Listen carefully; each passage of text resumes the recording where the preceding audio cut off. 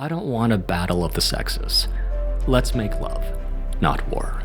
Power in itself is not a bad thing. It's what we do with it. So your battle is not with other men. Your battle is not with women. Your battle is going to be with yourself.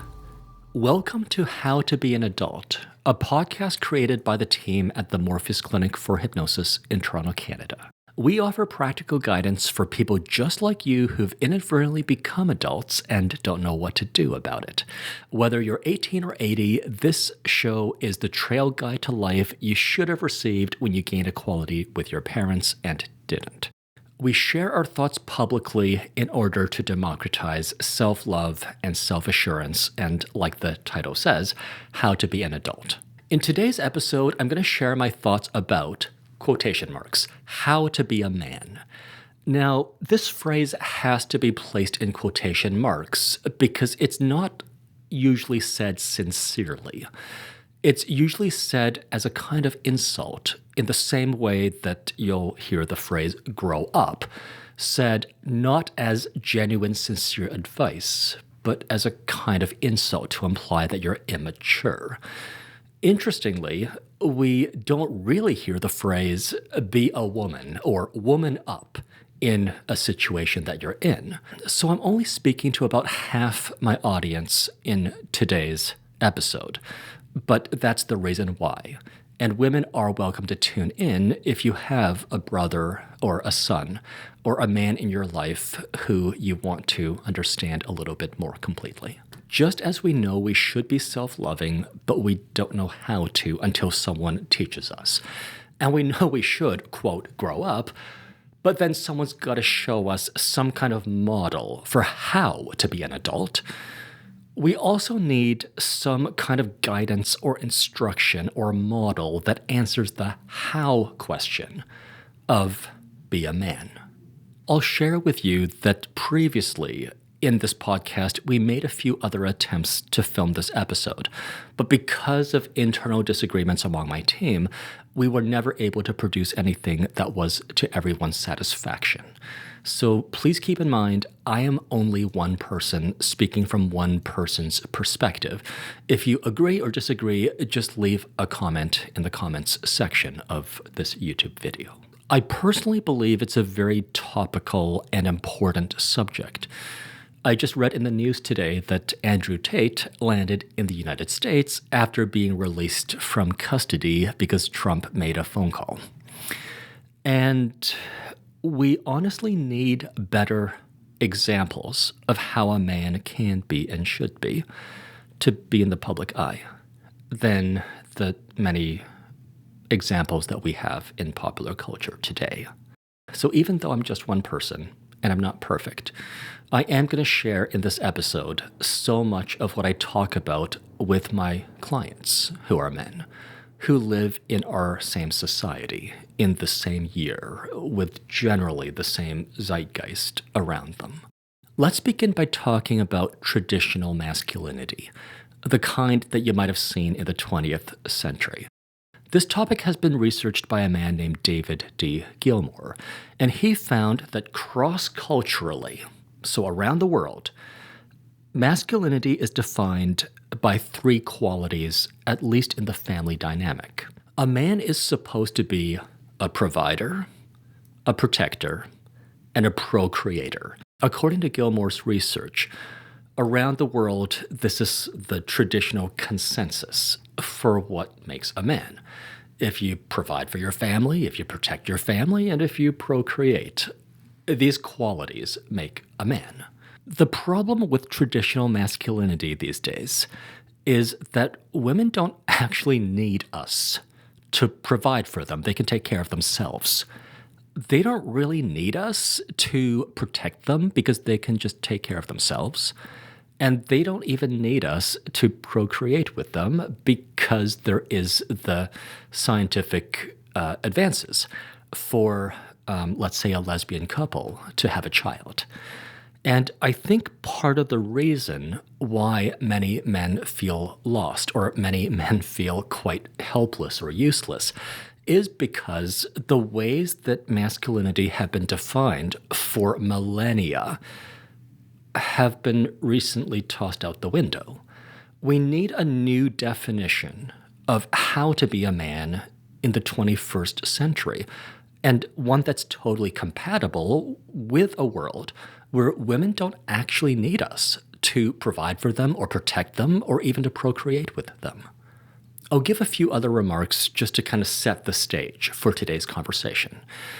Much of the conversation around masculinity has been focused on toxic masculinity. The problem about talking only or primarily about toxic masculinity is it doesn't answer the how question.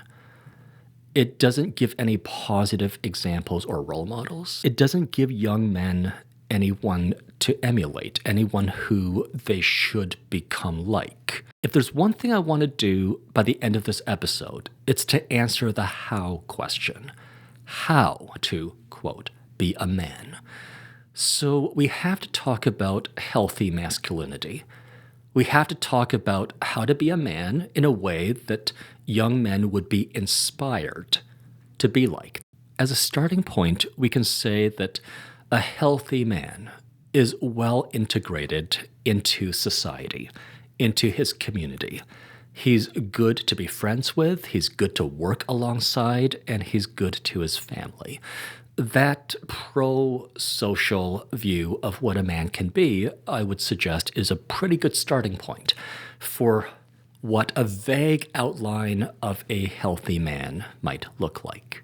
Because toxic masculinity is talked about so much, and healthy masculinity much less frequently, often I find that young men feel like there is no place for them, that integration with society is a daunting or maybe even impossible task. So I don't want you to get black-pilled. I don't want you to give up on women if you're into women. I don't want you to give up on having a high-flying career. I want you to be the best you can be, and I'm confident that you can be a lot more than a so-called toxic male. One distinction I'll make in that phrase is that the term toxic masculinity is not suggesting that all men are innately toxic. It's suggesting that some men are toxic, and by definition then, other men are not. I want you to be among the men who exhibit healthy masculinity so that you are well integrated into our society and you do not raise anyone's ire.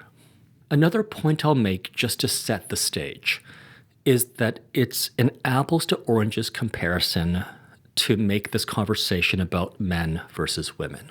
Unless you're transgendered, you won't have an experience of being a man and a woman in one lifetime. What's much more common is that a man is a developed version of a boy. You are both a boy and a man in the same lifetime. So I think it's more fruitful to discuss being a man in contrast with being a boy, rather than being a man in contrast with being a woman. I think a lot of the vitriol and a lot of the heat that's generated in this conversation is because of those apples to oranges comparisons where very few people have the experience of having been a man and a woman in the same lifetime. They can make apples to apples comparisons, but most of us cannot. Because I've never been a woman before, I have no authority to compare the lived experience of a man with the lived experience with a woman. So I don't want a battle of the sexes. Let's make love, not war. When there is any battle at all, it's not going to be a battle with someone who is not you. They're a whole other person. They're not you. They have their own unique set of thoughts and opinions and ideas. If we're going to further this apples to apples thing, the battle is within yourself. It's to be wiser, stronger, more capable tomorrow than you were yesterday. It's to battle against the more childish impulses that lie within all of us and to further the more mature impulses that are also within all of us. Those who we call mature are not innately so. They have just taken the time to develop patience, to develop equanimity, to develop all it is that adds up to a mature person. But no one comes out of the womb with all of those qualities. Your battle is not with other men. Your battle is not with women. Your battle is going to be with yourself. You can't always win against other people. They're going to defend their own interests. But the battle you fight within to be a little better tomorrow than you were yesterday is a winnable battle. We all have ways in which we're not perfect. And that points to ways in which we can be better tomorrow than we were yesterday. To piggyback on this idea that the battle is not with women, I'm going to use Andrew Tate as an example because he's in the news again, and I don't know a single woman who thinks favorably of Andrew Tate, nor do I know a single woman who thinks favorably of his fans. It's primarily preteen and teenage boys and very young men who follow Andrew Tate, thinking that he's an example of what a man can be. Not everything he says is idiotic, but a lot of what he does and a lot of what he says about women is honestly a turn-off if you are attracted to that gender. So why am I picking on Andrew Tate? Other than that, I don't think he's a very good role model. It's also that when he talks about how he relates to others, it's very zero-sum. So he feels like he's got to put down women for men to be feeling good about themselves. He feels like he's got to put down other men for him to feel good about himself, and that's not how a team player operates. That's not why humanity has built interstate systems and the internet and has gone to space. All of the good things that we have as a civilization happened because of our pro-social tendencies, because we engage in social activity as a positive-sum game and not a zero-sum game. When you see the world as zero-sum, like there's got to be someone who loses in any conversation or relationship or interaction, what ends up happening is you're killing off within yourself any pro-social tendencies. You're killing off the possibility of mutual cooperation and teamwork. And again, that's not how the world was built. Where I think he says smart things is when he talks about the inner battle, when he talks about being the best that you can be, when he talks about how as one individual, you can overcome insurmountable or seemingly insurmountable odds. When he talks about the battle within, I think he basically knows what he's talking about. When you are a little better tomorrow than you had been yesterday, it's not just a battle that you can win. It's in winning the battle, the world has an improved person. And that's a huge part of the reason why I'm picking on Andrew Tate and his zero-sum view of relationships.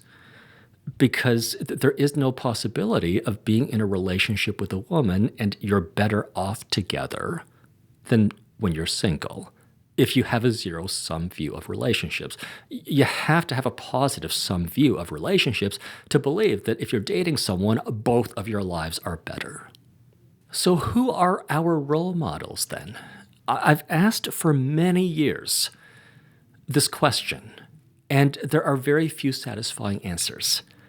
The question is, who is an example of a positive masculine role model?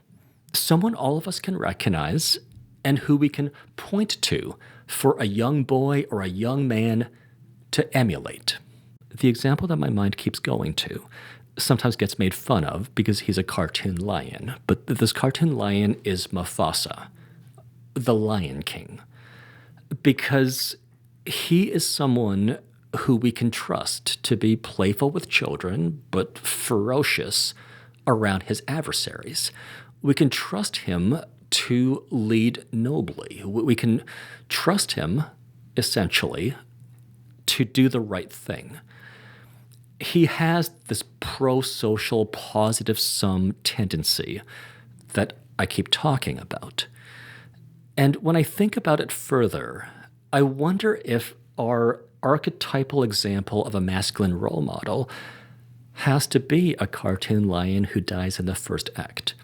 Because every actual man in the flesh and blood is going to have plenty of flaws that are going to get pointed to. The closest thing to a real-life Mufasa I can think of would be Keanu Reeves. And if you know anything about him, he's been through a lot. And perhaps it's because he's been through a lot of hardship that he can feel deeply for other people.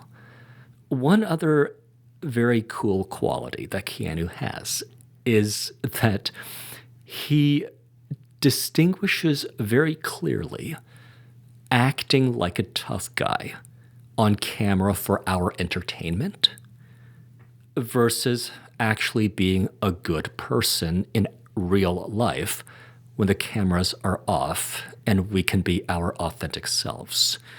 I think a big part of the reason why masculinity can get toxic is sometimes we feel like there's always a camera on. So I think we all can learn a lot from Keanu Reeves. For entertainment, we can act like the tough guy. For the entertainment of those who might follow this heroic story about how we avenge our puppy, we might perform violent acts or dominate other people, again, for entertainment. But in real life, where there's actual real people and not just characters who clean themselves after the take is over, feelings that are hurt are actually hurt. People who are harmed are actually harmed. And it's not all performative. It's not all just things we do to act like a man. There's actually real people involved. But I believe that life is not just a stage, and sometimes the cameras are off. And there is such a thing as authentic living and authentic relating and being authentic. So let's further the conversation. What does it mean to be a man? And how exactly do we be a man? Many of the markers of gender are honestly just socially constructed. So I'll use this example. In our society, in the Western world, generally, men don't wear dresses. Men do wear kilts, sometimes if they're Scottish. But we don't wear like frilly dresses. And frilly dresses are kind of coded as feminine. But I would argue there's nothing intrinsically in the kilt that makes it masculine or the frilly dress that makes it feminine. It's because over a long enough period of time, men have worn kilts in the Scottish Highlands, and men have made the kilt masculine. And over a lengthy enough period of time, more typically it's women who wear more ornate dresses. So women have made the item feminine. If a man starts to wear a frilly dress, and I do understand high heels were invented originally for men to wear, and stockings were invented for men to wear, so in a society where a man wears a frilly dress, eventually on a long enough timeline, wearing a frilly dress will be seen as just as masculine as wearing a kilt. I've never quite been one to take gender all that seriously. If it is culturally determined, if a lot of what we define as masculine or feminine is only just by association, only just by convention, well then the conventions of the future can be changed. It doesn't have to be that if you can hold your liquor, you're a man. If you can do smoke inhalation on purpose, you're a man. But if you refuse the liquor and the smoke inhalation, then you're not a man. It doesn't have to keep being like that. That's just sort of a convention from the last century. It doesn't have to be a convention for this one. To my clients who feel like smoking or drinking makes them into an adult, what I tell them quite literally is that it far better defines your adulthood that you take care of life that comes under your care. So if a stray dog follows you and you decide you're going to start feeding the dog and housing the dog, that far better defines you as a man relative to a boy. And if someone gifts you a house plant and then you start to water that house plant, well, a boy might neglect his plant, but a man performs his duty. Your body is life that came under your care when you turned 18. And if you take care of yourself by not smoking, by not drinking, my argument is that far better defines you as a man, as an adult, than if you just follow the crowd and do what even a 14-year-old can do by downing liquor or smoking cigarettes. One generalization about men, and like all generalizations, we can think of counterexamples, but I am looking at the larger population in aggregate. It's that men tend to be bigger and stronger and taller than women are.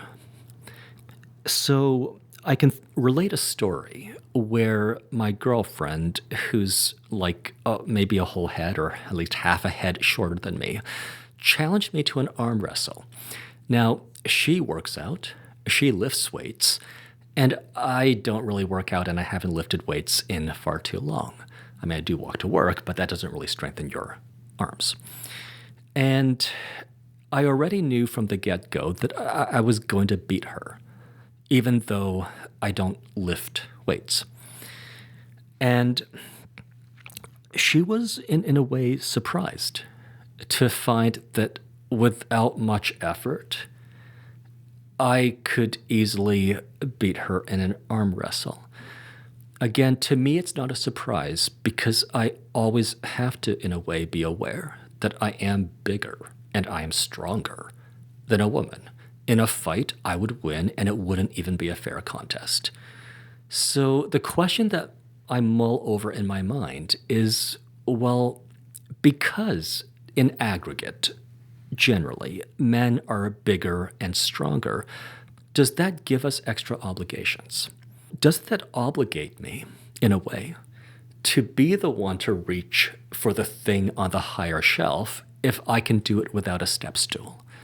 Doesn't that obligate me to lift the heavy boxes if I can do it without too much strain, but let's say my girlfriend would strain herself a lot to do the same thing? And I don't have an answer for everyone, but my answer is yes. If the things we have to do for a functioning society should be divided according to ability, then I do have an extra obligation to reach the high shelf so no one has to get a step stool.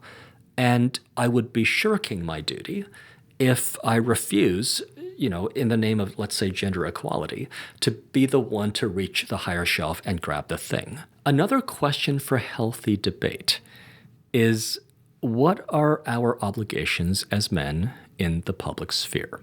So let's say I'm walking down a sidewalk and it's late at night, and there's a woman who's walking toward me on the same sidewalk. Or perhaps I'm walking behind her, but because I have longer legs, I'm going to catch up with her. In that situation, am I morally obligated to cross the street so I don't give her a scare?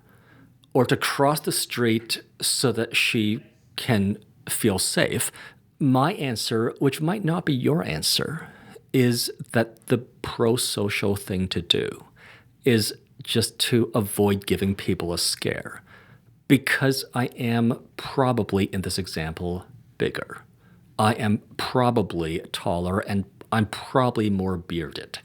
I generally would be someone who, not knowing anything else about me, another person might avoid when walking down a dark street.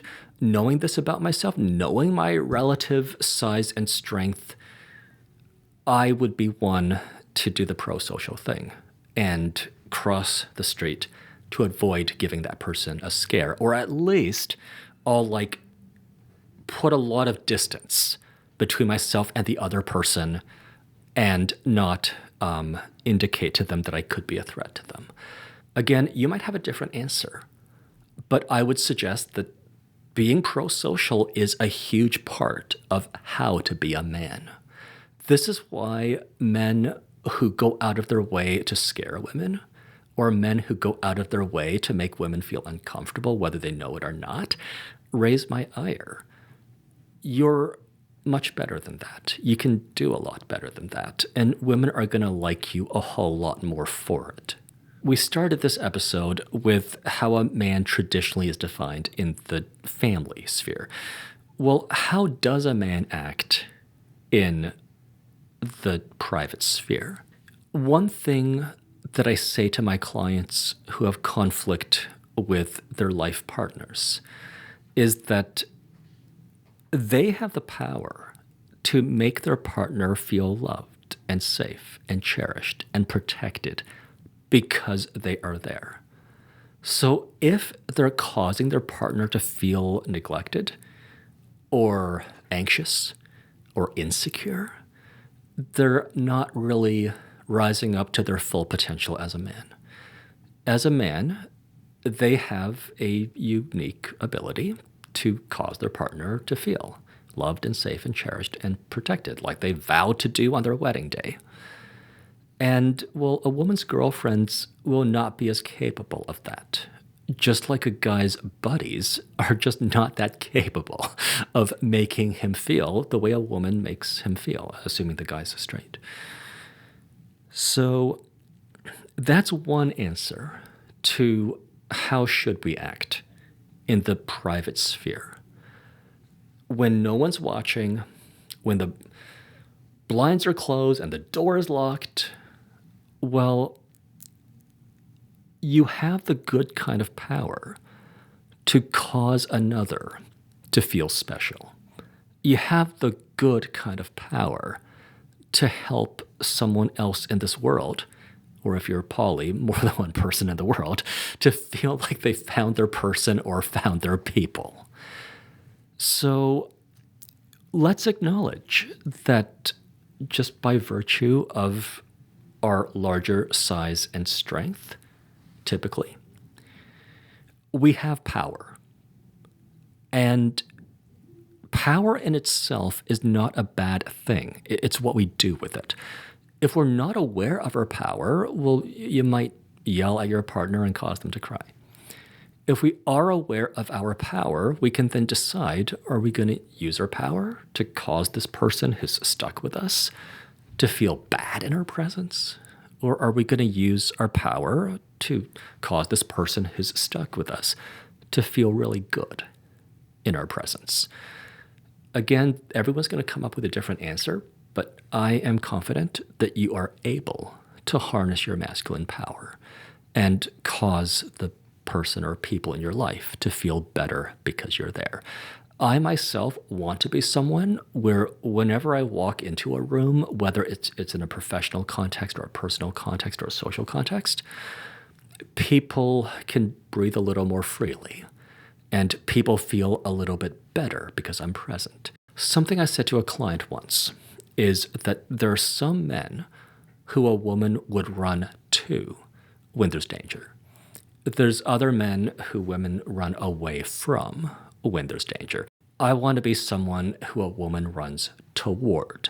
You also want to keep in mind that a lot of the people around you have trauma around men, and it doesn't have anything to do with you, right? I mean, hopefully it doesn't have anything to do with you, but you resemble a man if you are of that persuasion. So if someone had an abusive father or an abusive boyfriend or husband or ex-husband, if someone had a high school teacher or a coach who would be quick to anger, because you're in the same half of humanity, sometimes you're going to have the moral failings of other men projected upon you. I think we owe it to ourselves to recognize that we're not being assessed clearly or accurately or fairly if the moral failings of others are being projected upon us. I don't think we have to atone for the crimes of other men, but I do believe we have to be aware that there are so many people walking around in this world with trauma around men that if you are a man, it's worth going out of your way to demonstrate that you're safe, that you are, like I said, someone who is run toward, not someone who's run away from in a chaotic or dangerous situation. As I've discussed in many of the prior 24 episodes of this podcast, even in adulthood, we often feel like children on the inside. And when we feel like a child, it isn't an accurate representation of who we are today. I can guarantee you that when you're an adult and you're male, other people don't see you as a child. Other people don't think you're that innocent. They see you as a grown man of your current age. The ways we often feel like a child are unrepresentative of how generally other people see you. It's worth catching up your self-concept to account for who you are today, because that's the person everyone else sees. Even if you feel like a scared child, you aren't a scared child. You're a scared, full-grown man. You should be aware of your power, and you should be aware of your relative size, because it's not a toddler doing a tantrum. It's a full-grown adult. And for many people, that's a scary thing.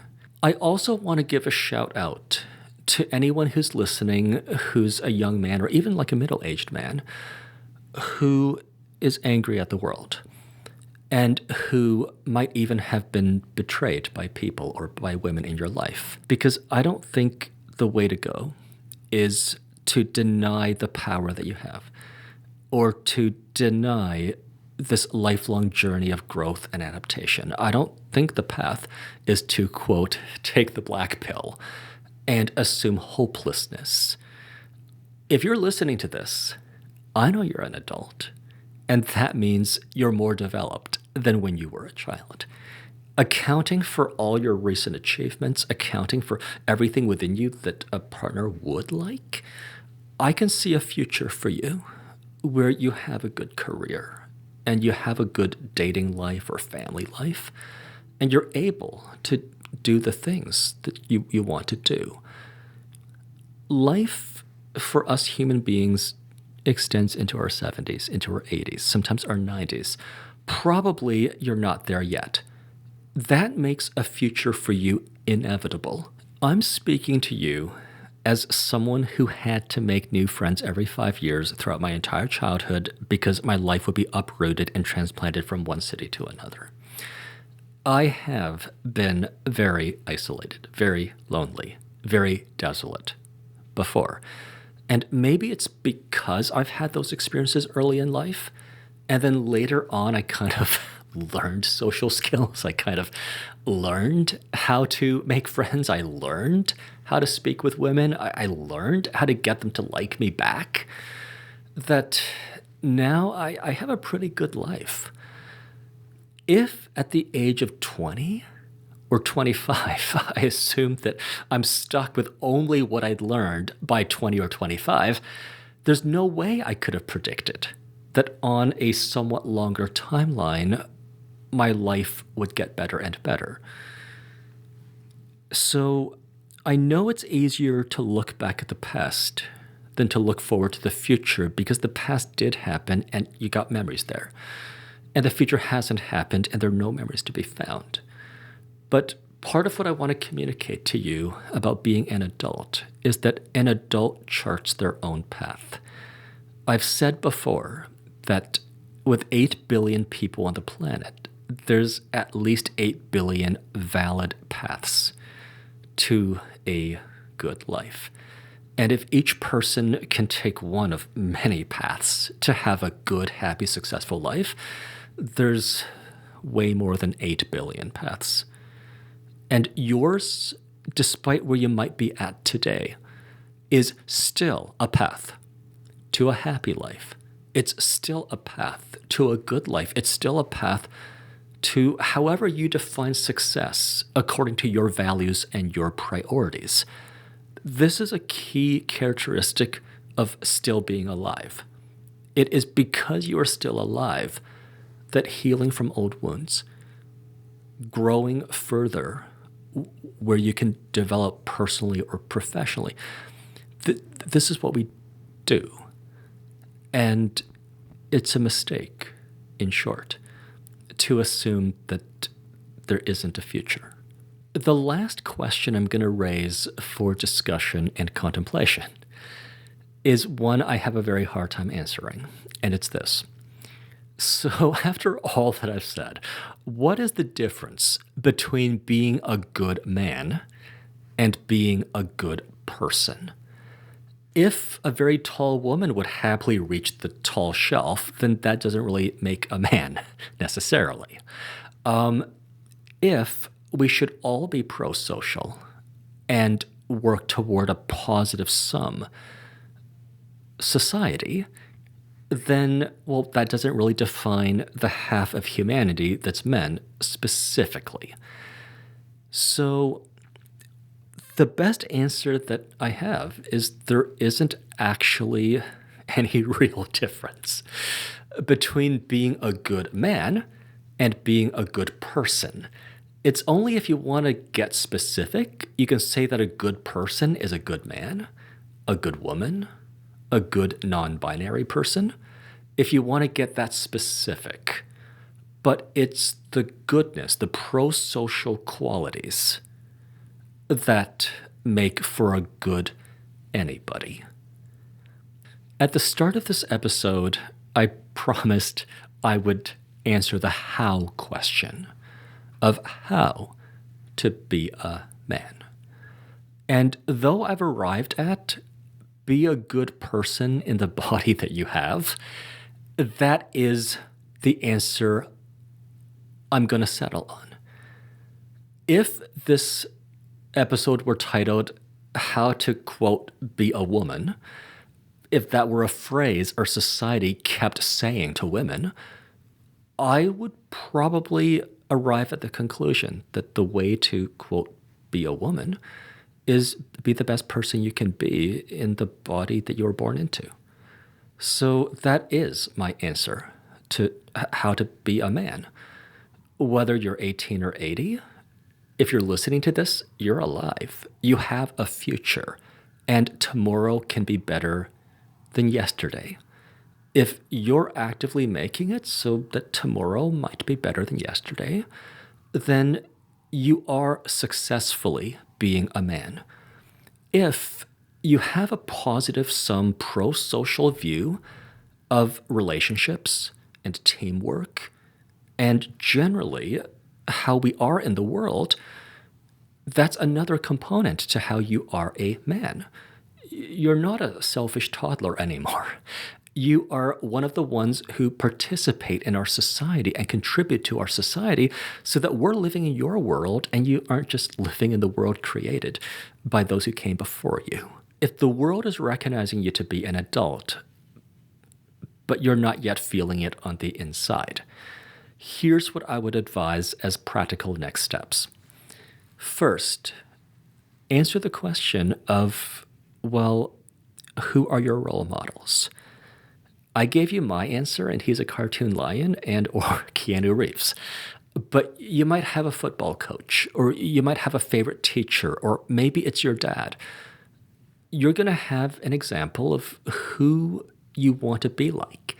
If that person has a good career and they have friends and they have people who like them, that's evidence enough that they're qualified as a potential role model. And then you want to interrogate yourself as to how you can be a little bit more like them tomorrow than you had been yesterday. So sports heroes, for example, often show qualities like good teamwork and being humble. And even though they're stronger and bigger and more powerful than most of us, they are still aware of their size. And if they're good men, they're gentle with children. So you want to pick your heroes. It doesn't have to be just whoever your guy friends are following on the internet. It should be someone who inspires you, someone who you want to be like. And that gives you a kind of compass to look at yourself with and decide, are you on track or are you not on track to being like them? One criterion for a role model that I might suggest relates to a defining quality of being a good man that I described earlier. If in a crisis you would run toward the person you're picking out as a role model, then that person is qualified. If it's not somebody you'll depend on, if it's not someone you can trust to be on your side, if it's not someone you believe will take care of the vulnerable, that person is not qualified. I hope you have firsthand experience with men you want to be like. Thank you again for listening. This has been another episode of the How to Be Adult podcast. If you like the kinds of things we're saying, there are a few additional ways to engage.